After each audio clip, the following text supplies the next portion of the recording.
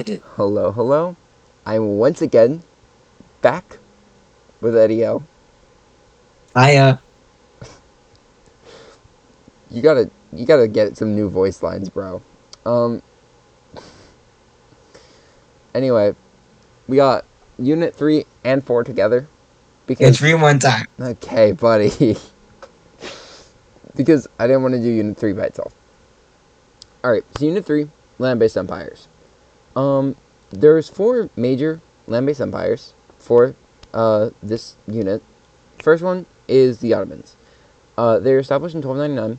They are situated basically all over the Middle East, specifically like most of the Balkans, Anatolia, Ew. the edges of Arabia, and North Africa at their greatest extent.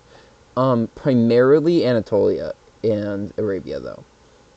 They're the longest lasting continuous empire, meaning like even though some empires technically were older, like China was way older than the Ottomans, but they kind of like switched it up every like 10 years. So the Ottomans were like the longest lasting singular political system that kind of just kept going.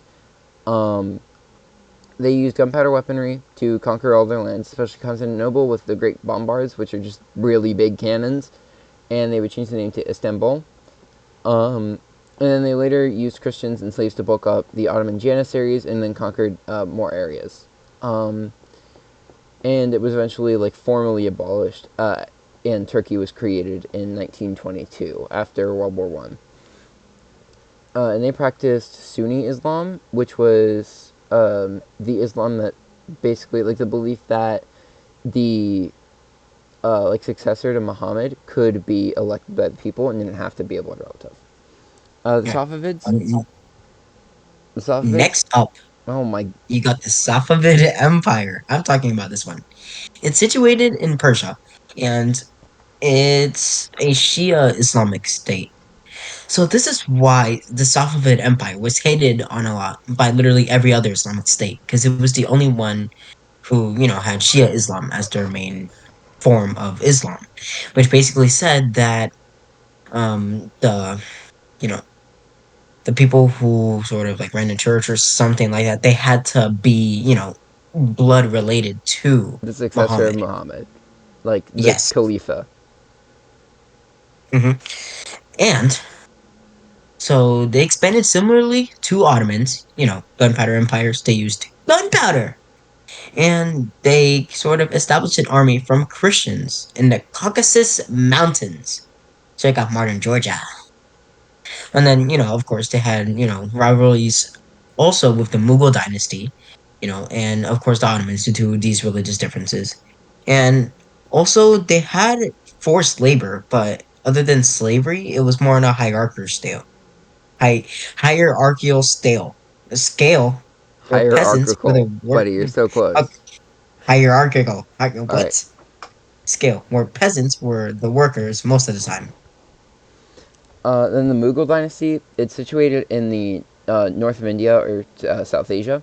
They also practice Sunni Islam, and Babur in this time, he's a descendant of both Timurid kings, Timurid princes and leaders, who are kind of closer to Persia, but also a descendant of the Mongols, specifically Genghis Khan. So he uses that to kind of gather an army. Just kind of says like, I'm descended from these people, so I should get this stuff. So then he takes his army and he tries to conquer parts of the Timurid Empire, and he kind of fails. And then once the Safavids take over, he can't really fight anymore. So then he eventually goes to North India instead, and is able to use his gunpowder weapons a lot better there, and he's able to take over quite a lot of the land that was like formerly owned by the Delhi Sultanate. And then his grandson Akbar expands the empire like almost all the way down to the southernmost tip of modern India, and he does this by increasing he like administrates by increasing religious tolerance, because he kind of realized that India was just never going to be primarily Islamic, because there's too many people who were not Islamic and followed Hinduism instead. So rather than trying to force it on to everybody, he just let them do what they wanted to do, and it was just generally that that like Muslims controlled the government, but he made all sorts of different religious buildings, and even a special religious building that was mainly just used for discussions between religions. And he didn't impose the jizya, which helped kind of keep the empire stable. And that was later, a lot of that was revoked later by conservative Muslims like Aurangzeb, who directly followed Akbar. And they went through and kind of just removed everything that Akbar did. But for quite a while, Akbar was able to just keep the peace and expand the Mughals to be a lot more powerful.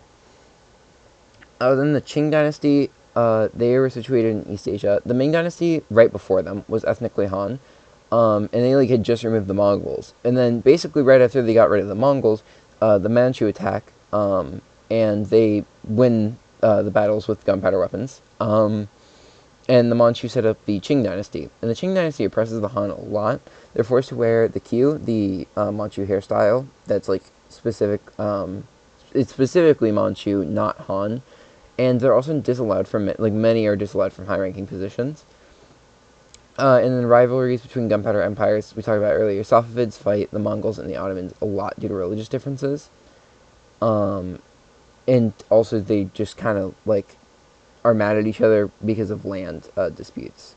Especially the Mughals had a bit of land on the border of the Safavids for like one of their wars. But the Safavids kind of took it over because the Mughals just weren't there. So then they had a war for a while, but it ended in a stalemate. But that was like one of the kind of things that they would do. No, the land-based empires were administrated using four different tactics. First was the bureaucracies. They were like the big system for administration for basically everyone. So the Devshirme is staffs the Ottoman bureaucracy because it educates Christians who would like be put in to staff it. Um, then two is the development of military professionals. Almost all of the gunpowder empires did this. The most, almost obvious example being the Janissaries. But using military professionals, they could just kind of use force to administer their land.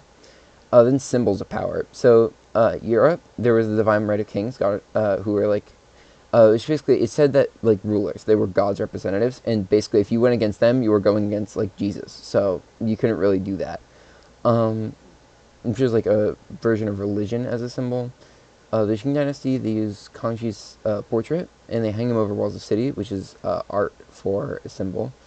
The Americas use architecture for a symbol, using the Sun Temple of Cusco, and France also uses like a building as architecture as a symbol for power. Innovations in tax collection is the final way. Some examples are the Mughal Zamindar system, which is elite landowners. They can tax peasants for themselves and then just give money to the central government.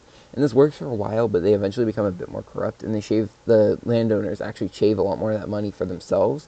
But it does still work. It's just less profitable for the Mughals than it was at the start. The Ottomans use tax farming, which is just a local person like so somebody just like gets the right to tax the land by bidding, um, which does make taxes really high because the people who have to bid for the taxes then have to make their money back, so they have to put the taxes really high. They have to be very expensive taxes, but it does give a lot of money to the Ottomans. And then the Aztec tax system, it's a tribute. It is a tribute system, but it's less of like gifts, like the Song Chinese had, where it was like, if you give us gifts, we won't murder you. It was more acted as like a tax system where you had to give gifts to the central Aztecs from all those like tinier regions. But the thing is, the Aztecs had already conquered them directly, and like so, it's not really the same way that Song China wasn't conquering them in exchange. It was they already were in the empire. You just had to send tributes as um, part of like being there. And then there's a lot of changes in belief systems. Christianity, the Roman Church is plagued with corruption, with simony and indulgences, being able to just pay for either power or the forgiveness of sins, which is really, really expensive for people paying for this stuff, meaning that the Roman Church has like a lot of money. The clergy were incredibly rich. So Martin Luther kind of sees this, and he writes the 95 Theses, which is just complaining about all of these different things that the Roman Church is doing. And the church calls Luther a heretic and excommunicates him. But he just uses the printing press, and he continues to make Bibles in German, and then it's later translated to other languages, and then basically it makes the Bible a lot more accessible over all of Europe, which allows people to make their own ideas. Whereas before, the Bibles were only in Latin, and only people who could read Latin knew how to translate it over, which was kind of bad for everybody, because if you wanted to learn something from the Bible, you had to go through a clergy member. And since the clergy were corrupt, that obviously doesn't really work. So because of the more accessible Bibles, and because of like the 95 theses kind of like calling out the Catholic Church, a lot of people This led split. to the Protestant Reformation. So, because of what, of course, this guy over here said, it led to the Protestant Reformation. Due to more accessible Bibles, there was a split from Catholicism. Many split from the Catholic Church and became Protestant, a branch of Christianity with many denominations like focused on following the Bible more than the Catholic Church did. Also, like one of their main complaints was because the Catholic Church began to pull religious traditions and um, yeah, religious traditions into Christianity, began to put it into Catholicism, but they weren't specifically from the Bible. Like babies getting baptized or the concept that Mary was a virgin.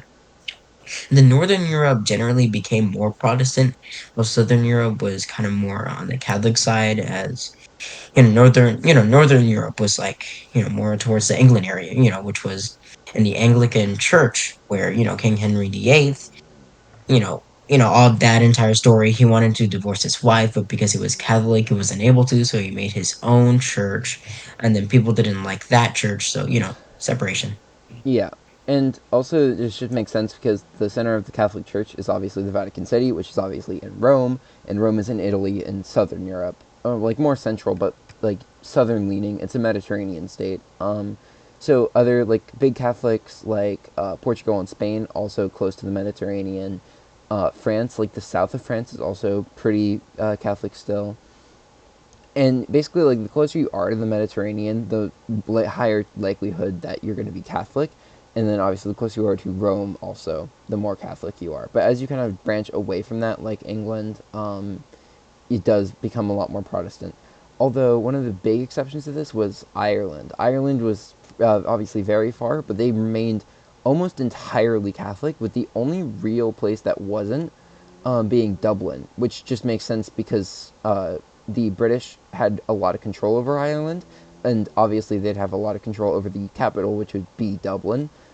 So that kind of like led to Dublin keeping or changing to Protestantism with the rest of England, but almost all of the rest of Ireland stayed Catholic. But apart from that, that rule does kind of hold true for most of it. Then changes in Islam. The Safavid continue to intensify the split between Sunni and Shia. The Safavids just they execute Sunni Muslims sometimes, and their military is at first established basically just to make sure that everybody is like, says that the first three caliphs were like bad. They denounce them because the first three caliphs were not related by blood to Muhammad. They were just three elected people. And there's also Sikhism in South Asia, which is syncretic of Hinduism and Islam. So they believe in one God. They believe in like the cycle of reincarnation, but they don't really as much care for gender hierarchy and the caste system as Hinduism and Islam do, respectively. Then we get to Unit 4. Unit 4 is all about maritime empires. So this is primarily talking about Europe. But also is slightly related to some other places. So Europe gets their start for maritime exploration by three different goals, mainly economic, political, and technology. So technology, one, they get older technologies and they start using them. So the magnetic compass from Song China, the astrolabe from kind of Greek and Islamic, like the Greek and Islamic worlds, and then the lateen sails from the Arabian world. These all are pre-existing technologies, but they do help Europe kind of learn to be better at maritime endeavors. European developments mainly were one, the increased understanding of Atlantic winds, like the wind wheels. With this, they were able to travel around the Atlantic Ocean a lot easier, which helped them get around down to Africa and later get to America. And then there was the European developments in ships. So the Caravel and the Carack were both Portuguese ships. The Caravel had good inland navigation because it was quite small, it was fast, and it could hold a pretty good amount of cargo. With cannons, they were able to also defend themselves good enough to where they could go far away towards the Indian Ocean and start setting up the Indian Ocean trading post empire. Cracks were, again, also Portuguese. They were much, much larger, which means they had a lot of space for cargo, for provisions, for anything you could really need. And also, obviously, with that much space, they could put a lot of cannons on and be very strong warships. Because of their weight, they were really stable in heavy seas, and they helped to take over Africa and the Indian Ocean because if they needed a military ship, that was what they could use because of how strong it was. And then finally, the Dutch flute. It was literally just like a caravel, but it was cheaper, it was faster, and it held more cargo, and it was just kind of better in every way. They also, I believe they took less time to make than a caravel. So with this, they steal the spice trade because they're just better than caravels, and they're able to get to trading posts a lot faster than Portugal can, even though they're technically further away by a little bit. Then political, mainly just the monarchy gaining power over the nobility. Upper class monarchies want spice, but it's too expensive when it's over Islamic empires because it goes through so many empires that taxes go way up on it. So it's just way too expensive when it gets to Europe. So even the monarchies don't think it's worth it to buy, so they have their own incentive to find their own trade routes. And because they're getting power of the nobility, they're able to fund these better. So mercantilism is the main economic goal. So through monarchies, they wanted to keep a favorable balance of trade, which means they want to be giving out exports more than taking imports. Because when you give out exports, you're getting silver and gold in exchange for what you're giving out. But when you import stuff, obviously you're spending that money. So if you want to keep that money, you obviously want to be giving out more and gaining more of that money. Um, so colonies literally just exist as a way to enrich colonial parents by letting them do this a bit easier, and it encouraged the mining of silver and gold when in the New World. Um, and there's mercantilism and joint stock companies. So they're chartered by the state pretty often, but they're as a whole, like as a concept, they're funded by private investors rather than the monarchy. States rely on merchants to expand the influence, and merchants rely on the states to set up monopolies so that the merchants can make money. So there's kind of a symbiotic relationship where the two help each other, and they just give each other a lot of money and influence, which is why they were also generally chartered by the state.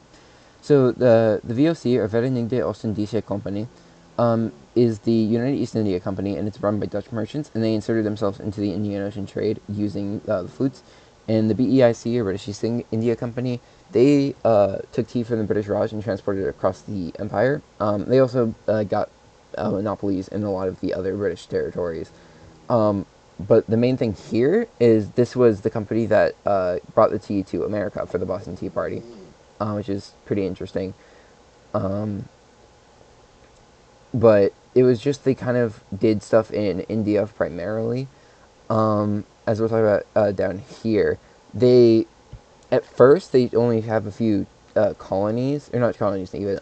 They have a few trading posts in India, but because of Aurangzeb and the general weakening of the Mughals, and because of England getting stronger, because of all their colonialism, they are able to try again to take over India, and they make the British Raj, which just means British rule.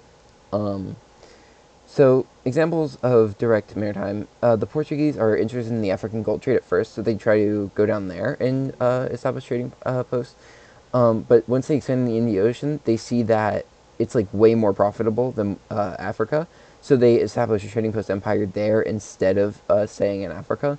They do still have many of the colonies or trading posts in Africa, but they don't hold them like as steadfast as they would try the trading posts in Indian Ocean. Spain tries to find this faster route to Asia, but he runs into America on accident, and that starts the Columbian Exchange, which we'll talk about down here. Um, and this helps Spain establish most of the control in America because they found it first. So they were able to kind of get to all of the land first. So that's why almost all of America speaks Spanish. Because they got there first. So all the Caribbean, there's a lot of it with Spanish colonies. Even like they found the island that Haiti was on, even which is why it's split between French and Spanish because they conquered, or they like created the Dominican Republic, and then France later came and got the other side of the island. Um, then obviously you have Central America, which is almost completely speaks Spanish. You have all of South America, which is also almost completely speaks Spanish. Um, and like they just are able to take a lot of what's in America. And later, they with Magellan, they established a colony in the Philippines, which is their like little claim in Asian trade, but it's not as much profitable as the Portuguese trading post empire and later the Dutch trading post empire. But it is there, and it is a colony rather than a trading post. France sets out to America to find the Northwest Passage. They run into Canada, and they use that land to start the fur trade, and they focus on trade with the Native Americans rather than trying to get gold and silver because there's just a lot less up there. A lot of gold and silver in the Americas is in Central and South America, not as far. Once you get further north, it's like less common to find it if you can find it at all. England, they also want to find a Northwest Passage, and they also just want to claim land because they're a rivalry of Spain, and this is a long time after Spain has found America, so it's quite common knowledge that they own a lot of stuff there. And because of the weakened Spanish Armada, due to the absolute battering that they got by Mother Nature while trying to fight England, um, they are super weak, and England is able to use that to take over, or try to like make colonies in North America. And then they explored in the Indian Ocean. They try to take the Mughals and create the British Raj. As I said earlier, they fail first, and then they just try again later, and they do succeed. Then the Dutch, they're also trade based. They go to New Amsterdam and New Netherlands in America for the fur trade, and then they steal the spice trade.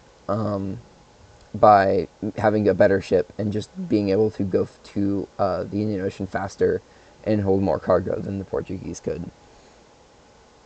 Then we have the Columbian Exchange. This brought four main things to America. The first was disease.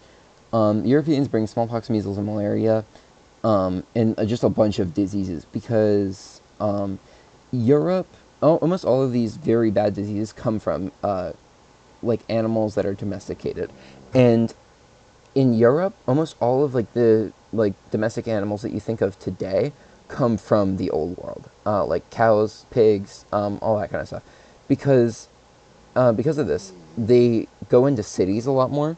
And since people don't really understand that animals cause the diseases, there's a lot of unsanitary things with the animals in the cities. Like there's open air slaughterhouses, herds of animals just kind of walk around. So even though it is very rare for an animal to transmit a disease to a human, because there were so many people in a city and there were so many animals in the city, it just happened eventually. And because cities were so large, the plague could just sit in the city for a while. It didn't really ever have to move on. And because immigrants would oftentimes come to cities, it would just replace the population. So either you died or you became immune. And that eventually just allowed Europe to kind of chill. Whereas in America, there's really only one animal that was like able to be domesticated, and it was llamas. And even they weren't that great. It was pretty like rare. It was somewhat in the northern parts of South America, but apart from that, it was pretty rare for any domestic animals to be in America. And there was also a lot less cities, so plague couldn't really exist. And if it ever did happen, it didn't kill enough people or like do anything to really be important. And that is in contrast to the Great Dying, which killed almost 90% of the American populations. because of all these new diseases that the Europeans brought. Then there's foods. So olives, wheat, and grapes, and sugar. All of them are brought to America. Wheat is very important because a lot of crops in the Americas don't really grow well in cold temperatures, whereas wheat does grow in Europe, which is the entirety of Afro-Eurasia is slightly more north than the entirety of the Americas when you kind of like put them side by side. Um, so wheat is just better in the cold than a lot of what grows in America. And then sugar is also a really big one there. Um, there's also like a bunch of other things that are brought, but those are just some examples. Sugar is important because it establishes a triangular trade.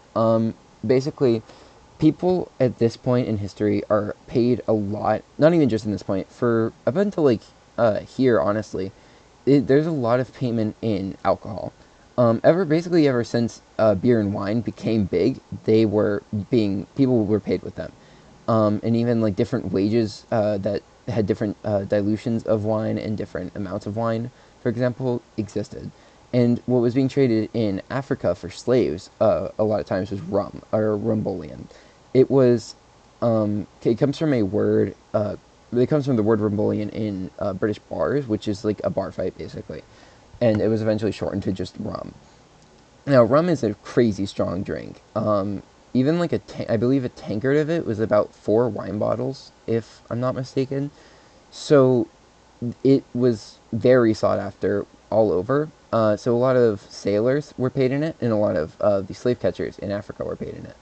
Now, the slave catchers, they would obviously, once they were paid in rum, they would give the slaves over to the Europeans, the colonials. They would head over to America and they would put those slaves to work on sugar plantations. And then the sugar plantations, they would obviously, one, produce sugar, but two, as a byproduct of sugar, they'd produce the molasses that is needed to make rum. So they would use that molasses to make rum, and then they could buy more slaves. And it established this loop of getting more slaves and expanding that slave trade. The maize, potatoes, and a bunch of other crops brought to the Old World. Most of the crops brought to the Old World are important because they diversify the diets of the people in the Old World. Because for the most part, they were eating a lot of staple crops rather than actual like more special crops like these. So they help expand lifespans in America, not in America, sorry, in the Old World, and um, this like allows people to this just allows population to go up in general because obviously people aren't dying anymore, then population goes up. And then cash crops like sugar are grown, cotton and grown, and this is a big thing for mercantilism again, where they would export that and get silver and gold. The main population difference is slaves are brought to America and animals. Many bring cattle over, and again, many of those domesticated animals.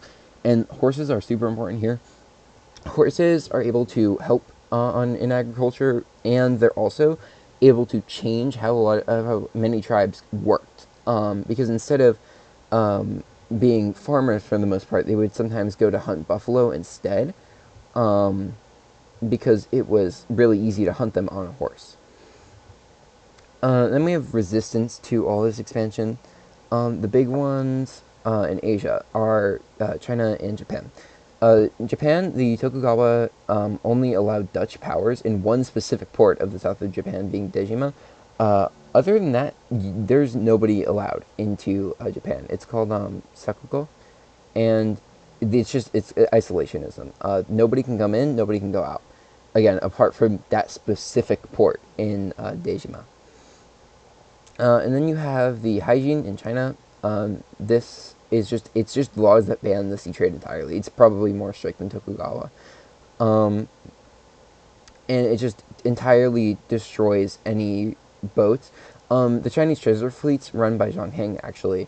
The ships that are using them literally rot in the ports because of the hygiene. They're not allowed to go out and do this trade anymore. So the ships, these massive ships, this massive fleet entirely just rots. In Europe, the big one was the Fronde. They were nobility-led rebellions against the monarchy in France. The monarchy won, and they actually get stronger because of it. So it's not really successful. And slave challenges, the Maroons are the one here. They run away to seclusion, and they use weapons to defend themselves, like bows and arrows, but also on rare occasion gunpowder. Um, and they raid settlements and help free more slaves and kind of like annoy the Europeans basically, enough to sort of sometimes they were granted freedom or sometimes they just kind of were allowed to do their thing. Expansion of African states. This mainly happens in the Slave Coast because the um, Atlantic system helps to give these states more economic power. It does degrade the Trans-Saharan route. So the Asante and the Congo are two examples. They both provide slaves to the colonial powers and gold. And then the Asante provide a lot of ivory, and the Congo provide a lot of copper to the Portuguese. Um, and then labor systems. So American systems are mainly based on farming and mining for the most part. Farming, obviously, because of cash crops, and mining because that's how you get silver and gold. So the Midas system is originally from the Incan Empire and it's used for public works projects, kind of like the Corps of Engineers, honestly, like that we had in America. Um, and then Spain repurposes it, and they just mainly use it for dangerous silver mining. Then there's chattel slavery, which is a type of slavery where the purchaser has ownership of the enslaved. Which, because of the buying of slaves in Africa, it makes a lot of demographic changes. So polygamy became a lot bigger. Some matriarchies were established, and cultural synthesis in the Americas happened. So Africans would bring over their culture, obviously, and then that would mix with native culture, and it would mix with European culture, and it kind of helped as a big form of syncretism. Indentured servitude, a laborer would willingly choose to sign a contract to work in exchange generally for passage and then for food, shelter, clothing, all like the necessities for a few years. Usually it was 4 to 7. It could be in between that. It could be a little less. It could be a little more. But these were like the two main time frames that were used. Um, then the encomienda divided Americans among Spanish settlers, and they were forced to provide labor for food and protection. And then later, the hacienda, indigenous laborers are forced to work on housings called haciendas, and they are more focused on land ownership than encomienda. In Christianity in America, Catholic missionaries are sent. Many convert, but they outwardly say so, but they just continue their own beliefs. And then obviously there's religious syncretism between indigenous beliefs, Christianity, and often African paganism. Um, then there's the caste system, which is just a race-based system. You have the Peninsulares at the top, people from the Iberian Peninsula. Creoles, who are people of European descent. Mestizos are European and native. Mulattoes, European and African. Then natives, and then African slaves. Then there's the Ming to Qing transfer we talked about earlier. Um, but it just kind of helps. It's a way that like things kind of just changed in East Asia a bit more, where the Qing kind of established a lot of their own systems, like the Aijin. They established the queues, the less on power, and finally just existing power and shifting power of existing beliefs. Boyars are powerful nobles in Russia, and then when Peter the Great rises to power, he curtails a lot of their power, and he uses what they already have to establish a bureaucracy where he just claims central power, and sometimes nobles would just kind of help him because it was that, or they just didn't get power, and that's basically all there is. There's obviously like a lot of stuff for Unit 4, and there's probably a lot of stuff that is missed, but this is like a lot of the main things that's going on, and also same thing for Unit 3. Probably some missed things, but main things going on.